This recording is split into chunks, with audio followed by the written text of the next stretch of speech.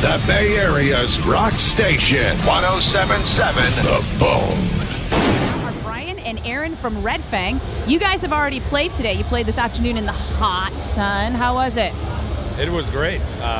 Yesterday was hot. Today was beautiful. I had a great time. You guys, I'm just going to cut it. You guys have the funniest video on the planet. The funniest 2 videos on the planet. I've only seen the one that is absolutely hilarious. It's like superior nerd revenge fantasy. Which one is that? Yeah, that's the first one. That's for the song Prehistoric Dog. There's another one? Yeah, there's a new one that just came out middle of April. Is it a continuation? Sort of. We play the same characters. There's no interaction with any kind of role-playing. For people who haven't seen Prehistoric Dog, can you give them like a synopsis of the video and how you came up with the concept and managed to get it made? Well, I don't know if we want to give everything away because there is a semi-surprise ending, but basically we're beer superheroes who assemble armor out of empty cans and then battle these live-action role players in the woods. And how did we come up with it? Yes, please. We let somebody else come up with the idea for us. Did somebody create the concept and bring it to you and you were like, that's awesome? Yeah, pretty much. Yeah, Whitey McConaughey, he's terrific. Now, who made the it was Budweiser, right? I mean, not to give a free plug or anything, but was it Bud Armor or was it Miller Armor? It was a variety of beers. All kinds. Yeah, predominantly PBR, but all kinds. Yeah. Okay. Tecate was featured heavily. True. Not to plug every single beer, but right. If there's another beer we've missed, beer was represented. Let's just plug beer. Just beer in general. Yeah. Yay, beer. So these suits of armor, did you guys actually like help to make them, or was that just part of the video making and then somebody else brought in like the fully made suits of beer armor? We collected cans and washed the cans and then cut the cans into material for the director, and he made all the suits.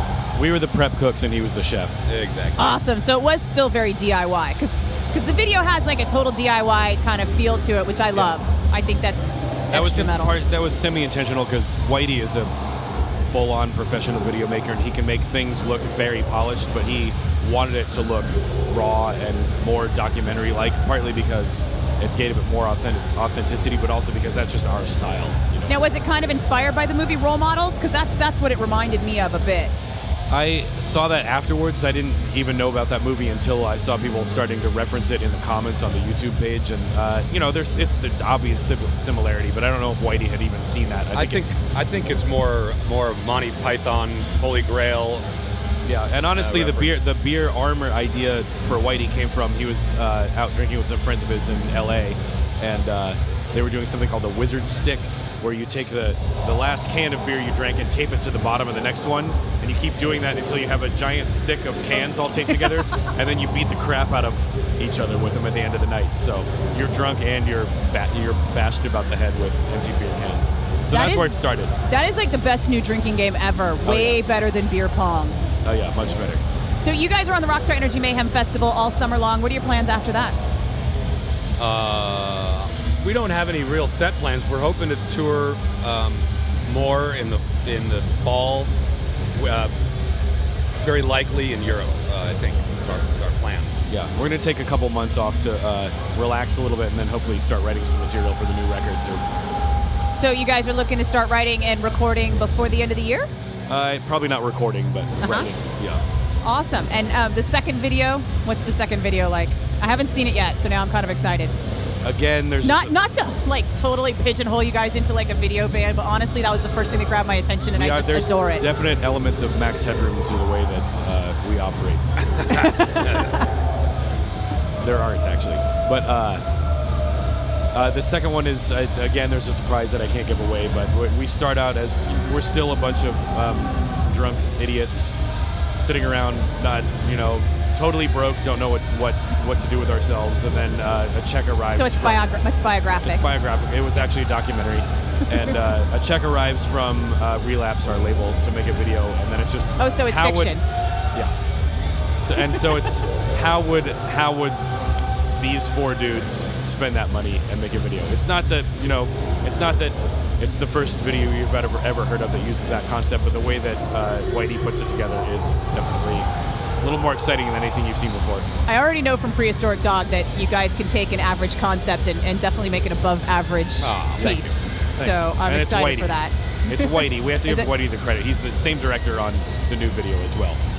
Excellent. Yeah. So where are you guys from? I haven't done a lot of research. I'm sorry. We're from Portland, Oregon. We're all originally from other parts of the country, but we all migrated there between, what, 10 and 15 years ago? Or 20. I moved there 20 years ago. So we're pretty Portland. Yeah, definitely. Yeah. And how do you think that comes into the music? Grunge is a very strong influence. Being trapped in a basement because it's raining outside constantly helps to focus your attention and energy on working on the strongest possible songs. I think so. Probably is a factor, maybe. Yeah. Honestly, when I think of Portland, I think of like quirky hippies. Yeah. I don't necessarily think metal. Well, we have quirky hippies. Lots of them. If you're in the market for a quirky hippie, we have them. But I think that there's the main sort of like influence that from Portland musically is probably more like getting back into the 70s and 80s with the punk scene that was there. And we kind of take a lot more inspiration, I think, from the punk mentality than from metal per se. I mean, we appreciate and love metal, but our approach is more of a punk approach. You're not offended by the punk metal crossover? I'm just not offended by being dirty and not caring if your amp looks like a piece of crap. Yeah, I don't care either. Yeah. Excellent. So for people who blew it and missed you guys today, or for people who saw you today and want to see you again, when do you think you'll be back in the Bay Area? I mean, Portland's not that far away, so... No, it's not that far. It's hard to say. It really depends on what happens with this thing in November, whether or not we go to Europe or do another tour in the States. Other than that, it'd probably be early next year, is my guess. We have to do a headlining tour on this new record. So far, we did a short B market headlining tour, but we haven't done a headlining tour of all the major markets yet. So we may get you before the end of the year. I hope so. Maybe. I would love to come down here and play, a club. That would be great. Yeah.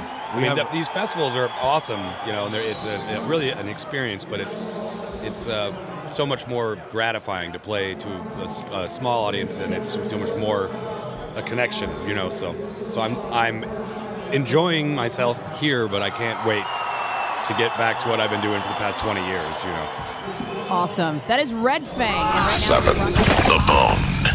Streaming online at 1077thebone.com.